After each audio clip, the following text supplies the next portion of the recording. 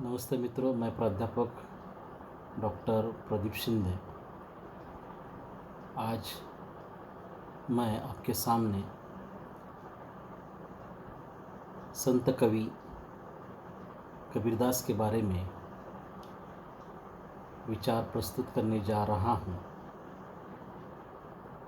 संत कवि कबीरदास हिंदी साहित्य में बहुत ही उच्च कोटि के कवि के रूप में पहचाने जाते हैं। कबीर की पहचान केवल कवि के रूप में नहीं है। उनका साहित्य देखने के बाद पता चलता है कि कबीर एक बहुत बड़े समाज सुधारक भी थे। कबीर ने उस समय के समाज का गहराई से अध्ययन किया था और उन्होंने समाज को देखा, परखा और ये सब करने के बाद अपने विचार समाज के सामने रखे हुए हैं। उन्होंने समाज में जो अनुभव प्राप्त किया है उसके बलबूते पर वे कहते हैं और ऐसी बात करते हैं कि समाज सोचने के लिए मजबूर हो जाए। कबीरदास ऐसे ही बातों का समर्थन करते हैं जो उनको अच्छा लगा है। वह किसी को अच्छा लगे या बुरा लगे, कभी ऐसे विचार नहीं कहा। जो सत्य है वो सत्य उन्होंने डंके की चोट पर कह दिया है। उस समय की सामाजिक व्यवस्था धार्मिक थी। कबीर का जन्म काशी में हुआ है। वो अंतर साक्ष्य के आधार पर कहते हैं कि मैं काशी का जुलाहा। तो ये कबीरदास काशी में प्रकट हुए हैं और वहाँ का पूरा माहौल जो है वो धार्मिक माहौल था।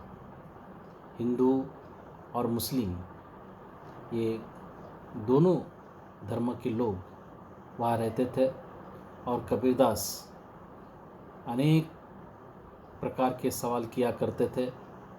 उन सवालों के जवाब इन दोनों के भी पास नहीं थे।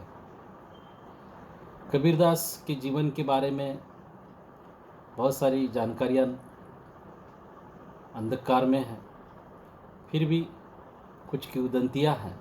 ऐसा कहा जाता है कि कबीरदास एक विधवा ब्राह्मणी के गर्भ से पैदा हुए थे और उस विधवा ने लोक लज्जा के कारण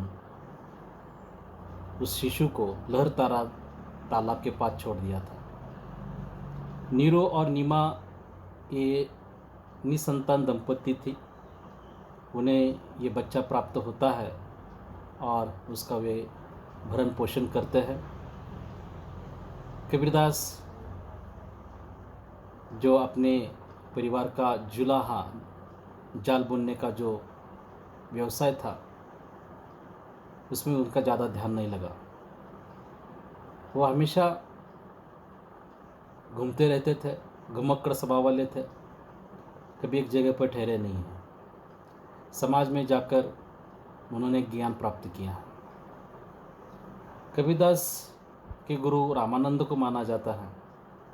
जैसे कि उनके दोहों से ही, पदों से ही हमें पता होता है कि कबीरदास जी के गुरु रामानंद है।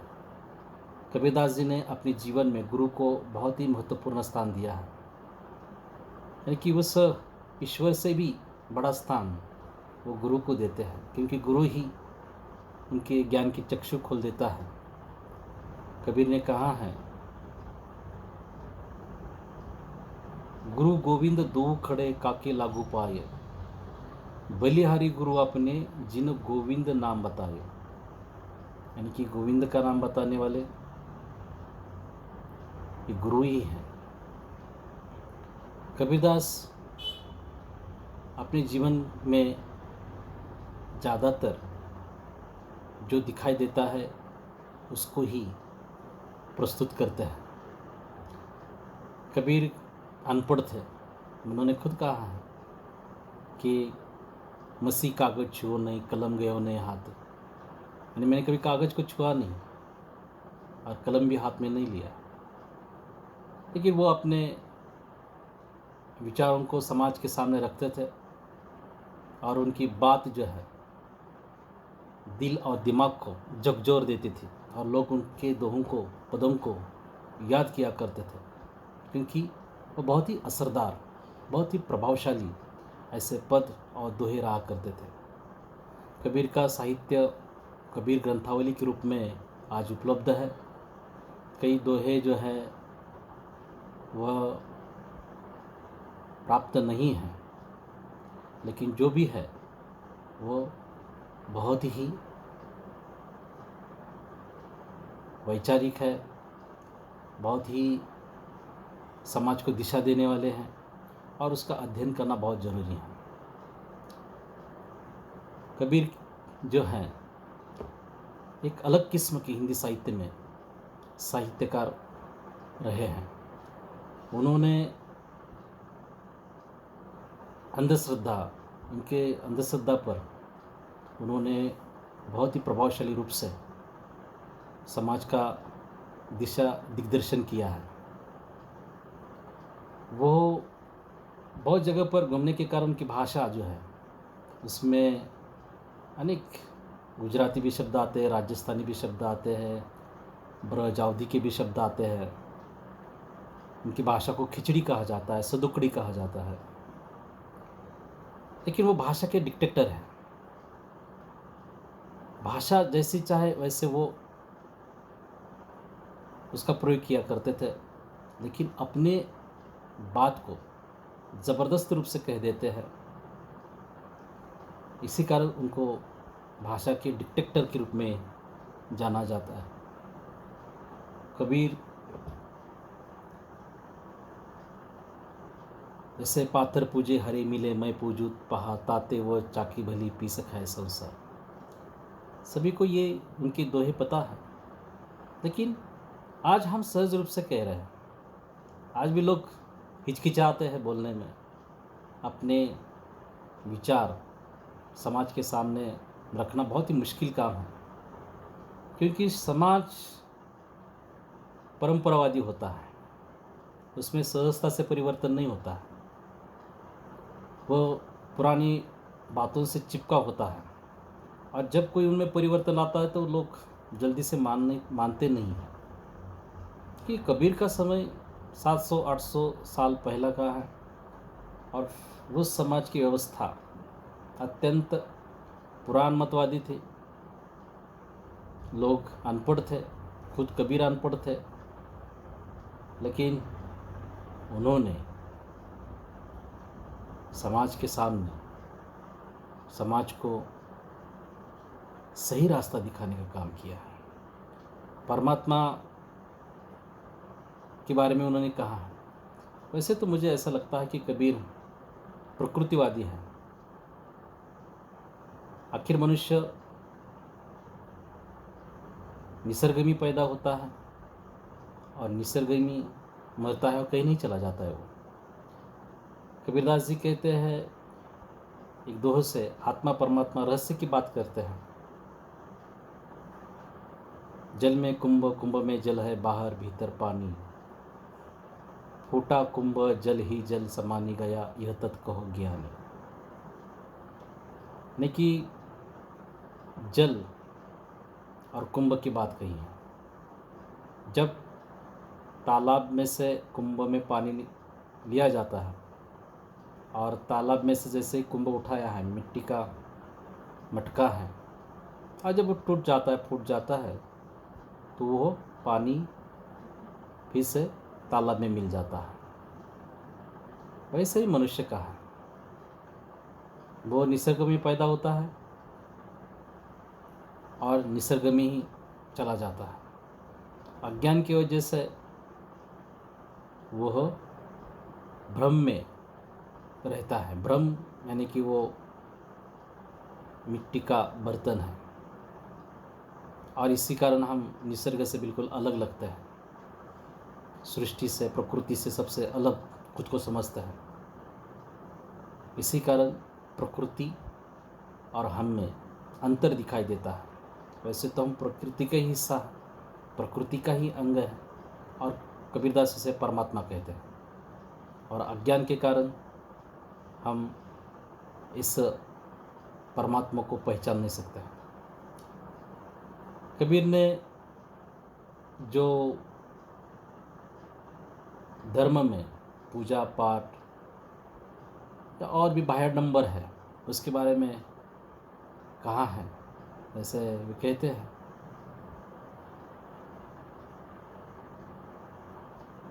कि जात पात पूछे न कोई, हरि को भजे सो हरि का होय। जाति पाति उसको वे मानते नहीं थे, जहाँ तहाँ से मनुष्य एक है। और इस भगवान को लेकर, भगवान यानी कि सृष्टि, उनका कहना है, मैं अभी जो मैंने कहा कि वो प्रकृतिवादी है, सभी सृष्टि के सामने समान है। ये सृष्टि ऐसा नहीं कहती है कि मैं जो प्राण तत्व है, प्राण वायु है, वो इसको ज़्यादा देंगे, इसको कम देंगे, ऐसा नहीं। सभी समान रूप से वो प्राण वायु लेते हैं। कबीर के ईश्वर यानी कि वही है, निसर्ग ही है। वो सभी को एक आँखों से देखता है, अदृश्य है। कबीर के ईश्वर आँखों से दिखाई नहीं देते हैं, वो प्राणवायु की तरह है। हम अंदर लेते हैं और छोड़ते हैं, इसीलिए जिंदा है, जो आँखों से नहीं दिखाई देता है। कबीर निराकार ईश्वर को मानते हैं, उसका कोई आकार नहीं, उसको महसूस किया जाता है। और वे कहते हैं, मुँह को कहारे ढूंढे बंदे मैं तो तेरे पास में, ना काबे कैलाश ना मंदिर मस्जिद में। लोग कहाँ कहाँ ढूंढ रहे हैं उसे। उन्होंने तब कहा था, कहीं नहीं हूँ। ये निसर्ग, ये शक्ति कहीं मंदिर में नहीं होती है, किसी मूर्ति में नहीं होती है। वो शक्ति यहाँ हमारे आसपास ही है। जो हम सांस लेते हैं वही शक्ति है, वही प्राण तत्व है। वो अंदर लेते हैं, उसको वही शक्ति मानते थे। इसीलिए वे कहते हैं, मुँह को कहारे ढूंढे मैं तो तेरे पास में, ना काबे कैलाश न मंदिर मस्जिद में। ये प्राण तत्व की शक्ति है, प्राणवायु की शक्ति है, जिससे हम जिंदा हैं। अगर वो नहीं है तो सजीव सृष्टि नष्ट हो जाएगी। इसलिए इस प्रकृति की शक्ति को पहचानना बहुत ही जरूरी है। कबीर बहुत ही सहज रूप से अपनी बात रखते हैं, सामान्य लोगों की भाषा में वो बात करते हैं। वो खुद को पंडित नहीं समझते हैं, समाज में रहना चाहते हैं। वो बहुत ही आत्मविश्वासी थे, अपनी बात बहुत भरोसे के साथ रखते थे। वो कहते, लाली मेरे लाल की जिद देखो तित लाल, लाली देखकर मैं गई मैं भी हो गई लाल। यानी कि ये अपने परम तत्व को ढूंढने के लिए निकल पड़ते हैं, और वो खुद वैसे ही हो जाते हैं जैसा जिसको ढूंढने के लिए निकल पड़ते हैं। तो ये है, यानी कि मूल रूप में जाना। कबीरदास इस दोहे के माध्यम से ये कहना चाहते हैं कि हमें मूल रूप में जाना है, जो हमें और प्रकृति में जो अंतर बढ़ रहा है। हम प्रगति करते चले जा रहे हैं और मूल के विरोध में जा रहे हैं। तो इसीलिए जब मैं उसे ढूंढने के लिए निकल पड़ता हूँ तो वह यही है, पहाड़ियों में है, पेड़ पौधों में है, नदी नालों में है, निर्झर में है। वो कहते हैं, और उनका दोहा जैसे कि भूली मालिनी पाती तोड़े पाती पाती जीव। जो मूर्ति पाती तोड़े वो मूर्ति निर्जीव। यानी कि भूली मालिनी पत्ते यानी कि फूल तोड़ती है और जिस मूर्ति के लिए वो पाती तोड़ रही है वो मूर्ति निर्जीव है। तब उन्होंने कहा था, यानी कि ये खोजकर्ता भी है, यानी कि वे उन्होंने तब कहा था पाती में जीव है, फूलों में जीव है। जैसे कि वो फूल पौधा बनता है, एक कली आती है, कली से फूल विकसित होता है, यानी कि उसमें विकास होता है, इसमें भी प्राण तत्व है।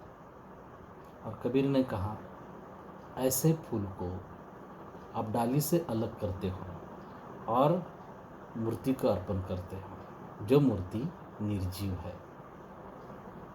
ये कबीर का सिद्धांत है। लेकिन वे चाहते हैं कि ये करने की ज़रूरत नहीं है, वो फूल ही परमेश्वर है, उसकी पूजा करो, यानी कि निसर्ग की पूजा करो, उसको पहचानो, उसको उससे दिल से लगा लो, उससे नाता जोड़ लो। अगर उसे आपसे नाता तोड़ दोगे तो आप दुखी हो जाओगे। कबीर यही कहते हैं आपके दुख का कारण वही है जो हमारा अज्ञान है। अज्ञान के कारण हम रो रहे हैं, अज्ञान के कारण मनुष्य जो है वह दुखी है। कबीर कहते हैं कि बहुत ज्ञान प्राप्त करने से मनुष्य आनंदी हो जाएगा, उसको मोक्ष की प्राप्ति होगी, ऐसा बिल्कुल नहीं है। हमारी सोच अच्छी होनी चाहिए। इसलिए वे कहते हैं पोथी पढ़ी पढ़ी जग में पंडित भयानक होय, ढाई अक्षर प्रेम का पढ़े सो पंडित होए। तो पंडित पोथी पढ़ने वाला ही होता है? बिल्कुल नहीं है। जिन्होंने अपने मस्तिष्क का उपयोग किया। देखिए कबीरदास ऐसे थे कि यहाँ की धार्मिक बाब हो, सामाजिक बाब हो, तो वह अपने बुद्धि के कसौटी पर उसे परख कर लेते थे, अपनी बुद्धि की कसौटी पर उसका निरीक्षण किया करते थे।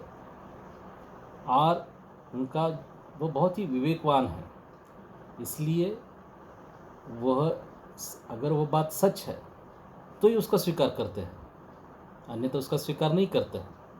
यानी कि पोथी का ज्ञान या पंडितों ने कहा है इसलिए उस पर विश्वास करना बिल्कुल नहीं। हमें भी बुद्धि है और उस बुद्धि से हम हर बात, हर विचार को स्वीकार करना चाहिए। देखिए कबीर आगे कहते हैं, कबीर कहते हैं मन हो सूप सुभाय। कैसा हो मन? सूप सुभाय, सार सार गयो थोता दियो उड़ाए। यानी कि जो सच है, जो सत्य है, उसको स्वीकार करे। सूप का गुणधर्म होता है, वो जब भी अनाज हम सूप में लेते हैं तो जो कचरा मचरा होता है वो सूप फेंक देता है, और जो अच्छा अनाज है उसका स्वीकार करता है।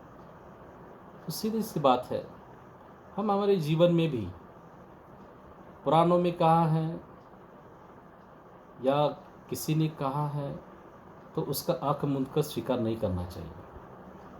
हम अपनी बुद्धि की कसौटी पर उस सूप के समान जो सत्य है उसका स्वीकार करें। बहुत ही उन्होंने नेक बात, समाज का मार्गदर्शन किया है।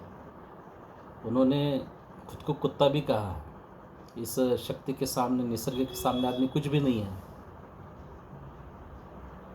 कई बार हम देखते हैं प्रकृति बहुत ही, कई बार मनुष्य के जीवन में कई आपत्तियाँ आती हैं, मनुष्य कुछ नहीं कर सकता उसका। निसर्ग जहाँ ले चला जाता है हम उस तरफ जाते हैं। जब भी परिवर्तन निसर्ग में होते हैं तो हमें भी बदलना पड़ता है।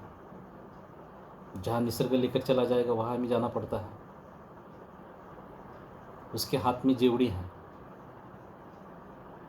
और हमारे गले में है। कबीर इसके माध्यम से जीवन में नम्र होने की भी बात करते हैं। इस शक्ति के सामने, निसर्ग की शक्ति के सामने हम कुछ भी नहीं, ये संदेश देना चाहते हैं।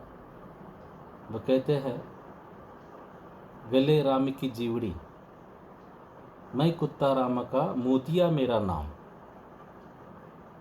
मैं कुत्ता राम का मोतिया मेरा नाम, गले राम की जेवड़ी, जित खींचूं तित जाऊं। यानी कि वो खुद को कुत्ता कहते हैं। यानी कि मैं कोई बहुत बड़ा हूँ, मैं ये हूँ, ये नहीं है। मैं बहुत विद्वान हूँ, मेरे पास बहुत सारी संपत्ति है, मेरे पास बहुत कुछ धन है। सब झूठ है, सब क्षणभंगुर है। पानी केरा अस बुदबुदा, मानस की जात, तारा प्रभाती बुझ जात। ऐसा मनुष्य जीवन है। यानी कि आकाश में तारा चमकता है, सुबह होते ही नष्ट हो जाता है। पानी पर बुदबुदा आ जाता है, कुछ क्षण के लिए उदित हो जाता है और उसका अस्तित्व मिट जाता है। तो वैसा ही उन्होंने जो बात कही है गले राम की जीवड़ी, तो ये हम इन अवस्थाओं से जाना पड़ता है। बचपन यानी शैशवावस्था है, किशोरावस्था है, प्रौढ़ावस्था है, वृद्धावस्था है। उसके बाद निसर्ग में जैसे पैदा हुए हैं, निसर्ग नियमानुसार मर जाएंगे। तो इस जीवन काल में हमें क्या करना चाहिए, कैसे रहना चाहिए, उन्होंने हिंदुओं को भी समझाया, मुस्लिमों को भी समझाया। वो तो जात, धर्म, पंथ इससे भी बहुत ही आगे निकल चुके थे। उन्होंने मानवतावाद को बताया है।